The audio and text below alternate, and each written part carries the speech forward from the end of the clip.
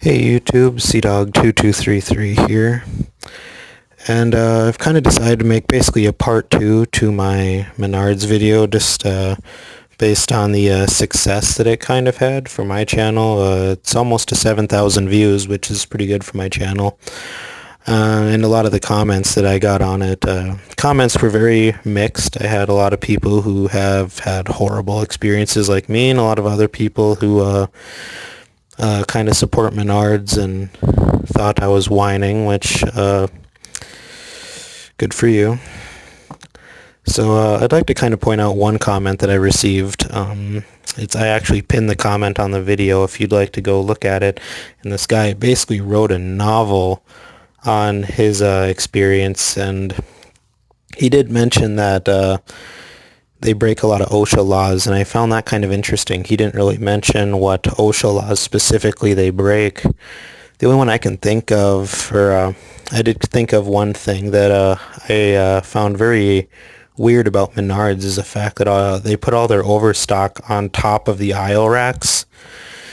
And I mean, there were days where I was lifting like boxes that had 48 glass bottles of like Sprecher soda and stuff, and I was like, as I was doing it, I was thinking, this is really dangerous. And, Menards likes to basically put all their overstock, they like to stack it up, like, throughout the store. They put it on top of aisles, the entire back room, they stack stuff. So I thought, I think definitely the people in the back room should have to wear protective working helmets and stuff, just based on the danger of all the stacking they do. And, I'll have pictures on this video of what I'm talking about, the way they overstock their stuff. And I can tell you right now, most of the employees, they don't stack the stuff very well. I mean, there'll be 2 boxes full of really lightweight stuff, and then they'll throw a really heavy box on top of them. So, if someone with a cart or something bumps that aisle and shakes the rack a little bit, like, there's a possibility that heavy box, since it's so top heavy, there's a chance it could fall off the top and land on someone. Like, they don't have any guardrails or anything holding that stuff up. So I found that very dangerous, and I think I have heard that there have been shoppers that have had stuff fall on them at Menards, and it doesn't surprise me one bit the way they stack stuff. Also, I think just that perimeter where the forklifts drive around the outside of the store, kinda, I think that area is just a freaking death trap. The forklift operators, they don't have the best view, and it's a very cramped space, so I really don't think they should allow customers in that area, and employees should maybe have to wear hard hats or something in that area, because it's all an accident waiting to happen. There were times I was almost hit by a lot of forklifts where the operator just couldn't see me, they're carrying pallets filled with stuff, sometimes it obstructs their view and they really can't see where they're going, and, they sit and honk their horn, but, the workers there, they get desensitized to that honking, to the point they may hear the honking and literally not even notice that there's one coming right at them with an obstructed view. So as far as OSHA laws that they blatantly break, I can't imagine. They've never been inspected by OSHA, so I'd have to say I don't know of any OSHA laws that they break, but they definitely have some liability issues if people get hurt, because that place is very unsafe in my opinion. But OSHA basically states that employers shall ensure that protective helmet designed to reduce the employer shall ensure that each affected employee wears protected helmet when working in areas where there is potential for injury to the head from falling objects. Now, as far as I'm concerned, that's the entire store, because they stack stuff on top of every aisle rack, and most of them, they literally don't even put a guardrail up on them, so the stuff can just tip over if someone hits the rack hard enough. So, honestly, I think the customers should wear hard hats while they're at Menards, but definitely the employees in the back room should wear it. Anyway, moving on, I'd like to touch on basically my incident at Menards, where if you watch the first video, Basically what happened was they overhired and they cut my hours from 25 down to about 4 a week. And whenever I would basically ask the managers why my hours were getting cut so bad, they would basically lie to my face and say, oh, all the employees' hours are cut. But I would go, and there were plenty of other part-timers who literally weren't losing any hours. And I found it ironic that those same part-timers that weren't having their hours cut just happened to be best buds with all the managers. So, I mean, Menards is definitely a place where if you kiss the manager's ass, you'll get plenty of hours. I was someone who just wanted to do my work and go home. I'm not going to kiss anyone's ass. So basically, and I mean, they basically kept screwing me over. They'd lie to my face. They'd make up excuses. And in the meantime, I was making no money. I owed money on my credit cards, my car. They weren't giving me any hope that I was going to get any new hours. And they were really just making it miserable for me. Like, I didn't know if I should quit, how long I'm going to be getting no hours. They wouldn't give me a reason or anything. So basically what this is called is constructive discharge. It is illegal. It is defined by when an employer causes working conditions to be so intolerable that a reasonable person would feel compelled to quit. So basically, I was forced to quit Menards just because I wasn't getting any hours, and they were intentionally basically trying to get me to quit because they overhired. So if they got someone to quit, then everybody else's hours would go up. As far as proving it, the plaintiff must present objective proof of intolerable working conditions which the employer knew about and failed to correct, which I did that. I pointed out several times that my hours were ridiculous, and if you looked at everyone else's, they weren't as bad as mine, and every time I was lied to my face or some excuse was made up that they couldn't back up with any actual proof. They couldn't give me a specific date or anything of a reason why they were cutting my hours, really. They claimed they didn't like how I worked, but this was the first I'd ever heard of it. A manager never really called me out on anything besides my shirt coming untucked when I'm lifting stuff to the overhead shelves that were incredibly dangerous. So in this case, yeah, I would say Menards broke the law. Am I going to sue them? No. That's kind of a David and Goliath situation, unless there's a lawyer out there that wants to take it on pro bono just for fun. I would cooperate. I'd give you a statement, but that's about it. I'm not really interested in pursuing legal action. So moving on, another thing that I found very sketchy about Menards was basically their break policy. Instead of a 15-minute break, you got a 10-minute break, and you actually had to clock out for it so that they could keep track of how long you were on your paid break. And if you went 1 second over 10 minutes, they would actually start cutting your pay for the extra time that you were on break. I mean, so anyone that works at Menards knows that the break rooms aren't typically located in the most convenient places. Most departments, you have to walk across the store to get to the break rooms. And that normally takes a minute or two, I mean, if you walk fast and don't get stopped by a customer, you can get there after, a minute or two. But I mean, that's basically 2 to 4 minutes of walking for a 10-minute break. That only gives you 6 minutes to put your feet up, you're standing all day. You only get 6 minutes to put your feet up, really? So I went ahead and I found this to be very sketchy too. The fact that they wouldn't pay you if you went over 10 minutes, I thought that was really shitty on their part. So I actually looked it up, and federal law states, federal law requires employers to pay for short breaks an employee is allowed to take during the day. Breaks lasting from 5 to 20 minutes are considered part of the workday for which employees must be paid. However, these rules come into play only if an employer allows breaks. Federal law requires only that an employer pay for certain time, even if it is designated as a break. It does not require employers to offer break time in the first place. So basically, federal law was really unclear with this. They say breaks lasting from 5 to 20 minutes are considered part of the workday and must be paid. But the employer doesn't even have to offer breaks. So my question is, if an employer offers a 10-minute break and you take a 15-minute break, are they allowed to not pay you for 5 minutes, since it clearly states breaks lasting from 5 to 20 minutes are considered part of the workday for which employees must be paid. So for this one, I decided to look up North Dakota specific laws to see if I could get any further on it.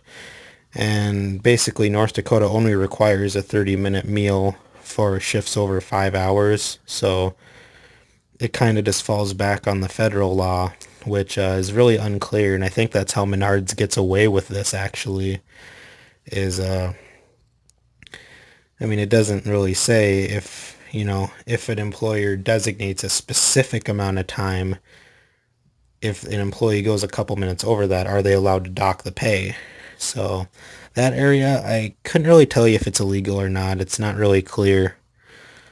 So moving on, I wanted to touch on the employee discount, basically just how I'll just start out by saying it's not illegal. They're not even required to offer a discount, but I did kind of want to show the math behind why they do such a shitty employee discount system.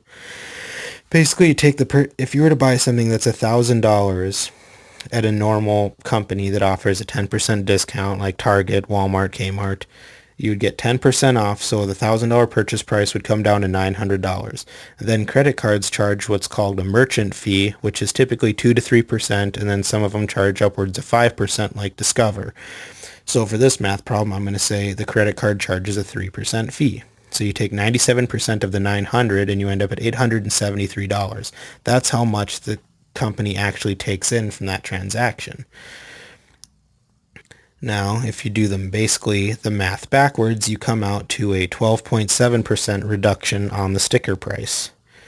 So that's basically how much of their profit margin you're eating up with that purchase. So profit margins in retail are all over the place. It can range anywhere from 4,000%, like a HDMI cable from Best Buy, to a large 70-inch TV where they're probably only making like an 8% profit margin on it.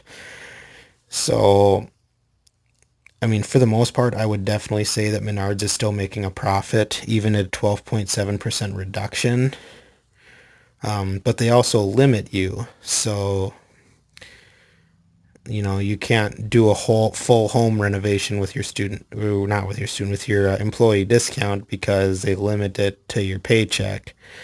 So if you look at the second line here, that's basically just the math of how they do it, where, they're getting $900 from the transaction, because there's no chance they're going to have to pay a credit card merchant fee on top of the 10% discount they're giving you. So on a $1,000 purchase, they're saving roughly $27 by being dicks and offering a really annoying discount that I personally never used. I thought it was stupid.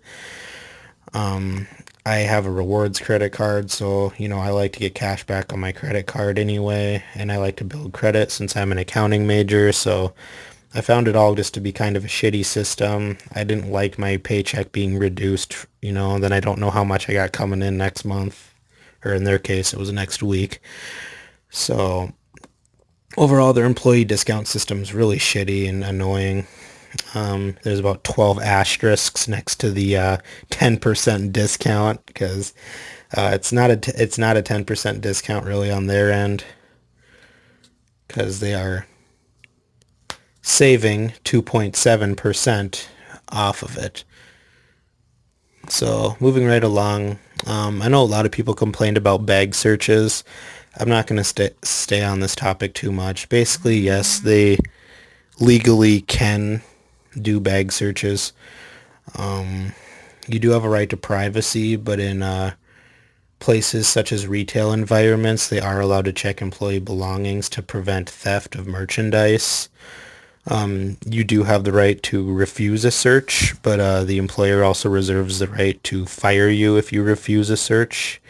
And if they do have credible evidence that you're stealing, they do reserve the right to detain you and wait for a police officer to come search you. So basically, it's just another way that Menards kind of incriminates all their employees. I mean, I think they only really should be doing searches if they actually suspect that someone is stealing, or if they have evidence that a specific employee is stealing. Bag searches, I think, just kind of kill your employee morale. But again, it's just a management decision, and Menards kind of puts their employees last. I think based on the comments on my last video, it's very clear that throughout the entire corporation, the lower end employees are definitely put last behind everything else. I mean, you know, and that kind of leads into my last topic I wanted to touch on, which is in-home training. Basically, people like to make the argument, you're supposed to be paid for training.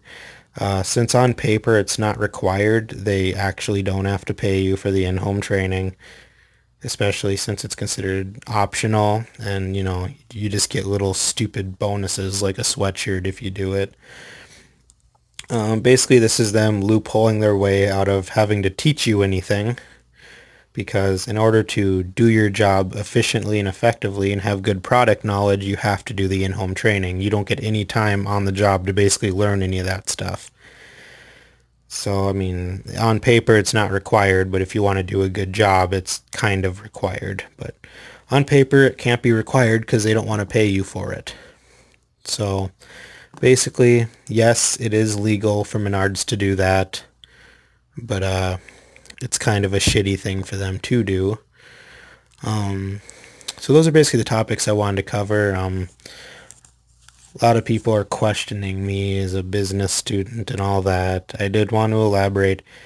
I am an accounting major and a business admin major, so my primary area of focus is accounting. So if I did get something wrong on here, I would love for you to correct it. I'd probably even pin your comment if it does turn out to be correct.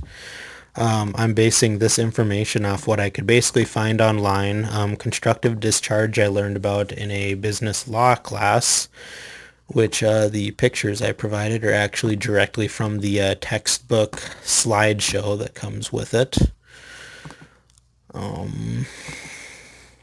OSHA, I pulled most of the information off OSHA's website. I just kind of wanted to look for, when there's falling hazards, because that's immediately what came to mind when I was thinking about Menards, is the fact that their store has so many things that could fall down off of racks and hit you in the head, which, I mean, it could be not up to code, but I find that hard to believe. I mean, I would think a big retailer like Menards would have been inspected quite regularly by OSHA. So if someone does have a blatant OSHA violation that Menards does that they'd like to share with me, I would love to hear about it. Constructive discharge. Honestly, in this situation, I'm pretty sure none of my managers even knew what constructive discharge was, or the fact that what they were doing to me was illegal. I think they just kind of had their cute little manager meeting and said, oh, we should try and get someone to quit because we don't want to fire him. But and they're all like, well, who are we not friends with? Oh, him. So let's cut his hours ridiculously, sit and give him the runaround, lie to his face, and if he tries to complain about it, we're going to make up a lie and get him in trouble with the general manager, Kurt. So, basically, I would say that's an intolerable working condition that they put me into. So, in my personal opinion, I think it was constructive discharge. I don't think I would succeed in a lawsuit, though. Their paid breaks is kind of a gray area. I couldn't tell you if this is illegal or not, just because the law isn't really clear. And I'm pretty sure Menards Corporation knows it's not very clear, and that's why they do it, because they definitely have a defense if someone did try and argue that they're only giving their employees 10-minute breaks instead of 20. So, or the fact, I mean, they can give 10-minute breaks, but I don't know if it's legal for them to cut your pay if you go a couple minutes over. So, I mean, that's pretty minimal pay that you're missing out on, but I mean, it can add up. So, with that one, I'm not sure. The employee discount is just another way they treat their employees like shit. Their employees clearly come last, since you have to do a really inconvenient discount. It's only helping the company. It's not helping their employees. It's not much of a benefit since there's so many limits on it. You would expect a Menards employee's house to, be, pretty nice, but I'm pretty sure most of them just live in shitty apartments, because none of the people that work there really have any real experience with the department that they're in.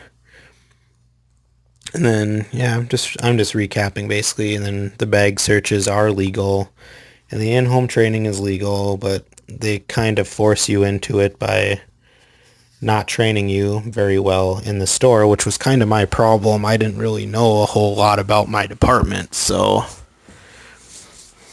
I was kind of forced to